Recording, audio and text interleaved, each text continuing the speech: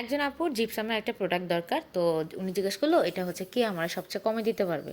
তো একজন কমেন্ট করলো হচ্ছে গিয়ে ৳৮০ দিতে পারবো। আরেকজন বলল, "আমি আপু ৳৭৫ দিতে পারবো।" আরেকজন বলল, "আমি আপু ৳৭০ দিতে পারবো আরকি।" আর আরেকজন বলল, "আপু আমি আপনাকে মাত্র নামমাত্র মূল্যে দিতে পারবো।" তো এই যে জিপসাম প্রোডাক্টগুলা, এগুলো হচ্ছে গিয়ে একদম বানানো থেকে শুরু করে একদম ক্লায়েন্টের কাছে পৌঁছাতে সময় লাগে ৫ থেকে ৭ দিন। কোনো ক্ষেত্রে এর থেকেও বেশি। তো এটার মধ্যে এটার অনেকগুলো ফিনিশিং আছে। তারপরে এটা আস্তে আস্তে কাজ করতে হয় যেহেতু। তারপরে হচ্ছে গিয়ে এখানে দেখা যায় যে অনেক সময় ভেঙে যায় প্রোডাক্ট। তারপর আবার রিফান্ড দিতে হয়। প্যাকেজিংয়ে আলাদা খরচ আছে, সময় আছে। মানে বেশ ভালো একটা সময় এটার পেছনে ব্যয় করতে হয়। তো এখন আমার কথা হচ্ছে যে উনারা কি আসলে শুধু জাস্ট বস্তার দাম ধরে যে হ্যাঁ ভাই জিপসাম তো বেশি টাকা কেজি না, ওইটা মনে হয় ধরলাম যে সর্বোচ্চ প্রিমিয়াম কোয়ালিটিটা ৳৬০ ৳৭০ কেজি, ডেলিভারি চার্জও আমার পড়লো, আমি ১ কেজি জিপসাম দিয়ে তো ৫টা প্রোডাক্ট বিক্রি করতে পারলাম, জাস্ট আমার ৳৬০ আসলেই তো হইলো, আমার আর কিছু দরকার নেই। এখন দেখেন, ব্যাপারটা কিন্তু ৳৬০ আসার ব্যাপারটা এরকম না। ধরেন আজকে আপনার কাছে কাঁচামাল দাম হচ্ছে কীরকম পড়তেছে, মাঝে মাঝে দেশে এরকম, আমাদের দেশে তো হয় যে আমরা কোনো সময় এরকমও গেছে যে আলু হচ্ছে আমরা ৳৬০ কেজিতেও খাইছি, আবার আলু ৳১০ কেজিতেও খাইছি। তো এখন কাঁচামালের যখন দাম বেড়ে যাবে তখন তো কাস্টমার আপনার থেকে নিবে না, কারণ তখন কাস্টমার বলবে আপনি তো ওনাকে লুটতেছেন। তো এখন কথা হচ্ছে যে একটা জিনিস বানাতে যখন আপনার ৫ থেকে ৭ দিন সময় লাগে, তখন সেটার মূল্য কীভাবে ৳৬০ ধরেন আপনি? তো যখন আপনি মূল্যটা ধরতে পারেন না বা আপনার আইডিয়া করতে পারেন না যে কত, আপনার জাস্ট কথা হচ্ছে আমি যদি বস্তার দামটা উঠে যায় তাইলেই হয়ে গেল।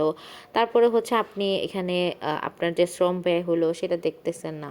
তো এগুলো করার কারণে বেসিক্যালি দিন দিন কী হইতেছে, এই বিজনেসটা ডাউন হইতেছে। শুধু যে জিপসাম, ক্যান্ডেল এই বিজনেস ডাউন হইতেছে এমন না।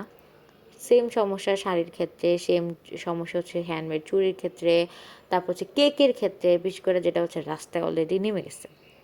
তারপরে হচ্ছে গিয়ে তারপরে যে সমস্যাটা দেখা যায় যে ওই যে যারা হচ্ছে হ্যান্ডমেড গয়না বিক্রি করে, তারা ভাই অনেক পরিশ্রম করে।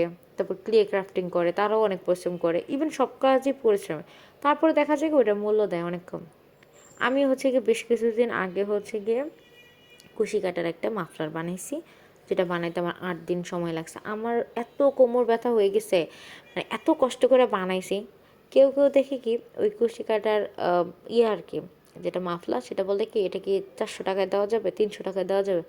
ভাই যেখানে হচ্ছে গিয়ে আমার এখানে কাঁচামালের খরচ, আমি ধরে নিলাম যে কাঁচামালের খরচ হচ্ছে আমার এখানে সর্বনিম্ন ধরলাম যে আমার হচ্ছে ৳৩০০। সেই জায়গায় আপনি ৳৩০০ থেকে ৳৪০০ দেওয়াটা প্রশ্নে আসে না। এখন কেউ যদি এটা বলে যে হ্যাঁ আমি দিতে পারবো, তাহলে তারা কী বলবেন? গেল একটা ব্যবসায়। তারপরে হচ্ছে এই যে একটা মাফলার বুনতে আমার ভাই এত দিন সময় লাগলো। এখন হচ্ছে গিয়ে তারপরে এটাকে আপনারা কীভাবে জাস্টিফাই করবেন যে এতদিন সময় লাগলো, তো এটাকে আমার টাইম লাগে নাই? তো সেটা যদি অনেকে দেখি যে একদম মানে এত রিজনেবলে দেয়, কেমনে দেয় ভাই জানি না। আসলে মানুষ সময়ের মূল্য দিতে জানে না, অন্যের কাজের মূল্য দিতে জানে না। আর অনলাইনে এসে কিছু মানুষ এসে শুধু দামাদামি করে। তো এখন এই কথাগুলো বলার কারণ হলো যে অনেক আপুরা বলেন যে আপু একটু ডিটেলসে ভিডিও দেন, বলেন যে আপু একটু লং ভিডিও দেন। আসলে এটা আমার প্রথমবার এরকম লং ভিডিও আর কি করলাম। আমি জানি না আসলে কে শেষ পর্যন্ত আমার কথাগুলো শুনবে বা আপনাদের কাছে কতটা আমি বোঝাতে পারছি কথাগুলো। আসলে কি, বিজনেসটাকে আমরা যতটা হচ্ছে গিয়ে সহজ মনে করি এত সহজ না সকল বিজনেসের ক্ষেত্রেই। বিশেষ করে চাকরির ক্ষেত্রে হয় কি আপনাদের ধর একটা ফিক্সড স্যালারি থাকে, বিজনেসের ক্ষেত্রে কিন্তু থাকে না। তো বিজনেসটা যখন অনেকে করতে আসে তখন আপনাদের কিছু এই ধরনের কাজকর্মের জন্য হচ্ছে কিছু মানুষ আবার ফ্রডও করে, দেখা যাচ্ছে আস্থা হারায় ফেলায়।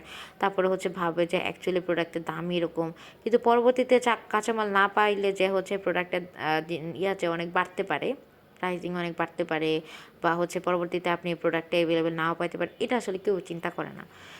তারপরে হচ্ছে নিজের কাজে দাম দেয় না, ভাবে জাস্ট শুধু কাঁচামালের দামটা হইলো, নিজের মানে কাজের মূল্যায়ন যেটা আর কি কম করে আর কি। তো এটা মোটামুটি দেখি যে যারা হচ্ছে একটু সচেতন তাদের সবারই একটা কমন সমস্যা, যেমন এটা আমারও কমন একটা সমস্যা যে ভাই কেন ওনারাই হচ্ছে এই কথাটাই বুঝতে পারে না যে ভাই আমার তো কাজের মূল্য দেওয়া উচিত, আমি আরেকজনকেও মূল্য দিই, নিজের কাজেরও মূল্য রাখি, এই আর কি। তা আমরা হচ্ছে যখন একটা ফিক্সড প্রাইসের দোকানে যাই তখন কিন্তু কখনো বার্গেন করি না, কিন্তু আমি দেখছি ভাই অনলাইনে এসে মানুষ আমার সাথে বার্গেন করে যে এত টাকায় দিবেন, এত টাকায় দিবেন। আরে ভাই কি বলবো, আপনারা অনলাইনেও বার্গেন করেন কি? যেখানে আপনার যখন যখন আপনি হেঁটে কোনো একটা প্রোডাক্ট আনতে যাবেন তখন ১০০টা দোকানে যাইতে হয়, কত গাড়ি ভাড়া যায়, সেই জায়গায় আপনি এক জায়গায় একই ছাদের নিচে সব কিছু পাইতেছেন। তারপরে যদি আপনি এগুলো করেন তাহলে তার কিছু বলার নেই। তো যাই হোক, অনেক কথা বললাম। এই হাঁসটা হচ্ছে গিয়ে আমাদের পেজে এবার হচ্ছে গিয়ে নতুন আসছে।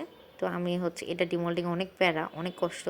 তারপরেও হচ্ছে গিয়ে এটাকে যথেষ্ট পোলাইটলি ডিমোল্ডিং করা হয়েছে। এই ৫টা হাঁস বানাইতে প্রায় আমার ১৭-১৮ দিন সময় লেগে গেছে।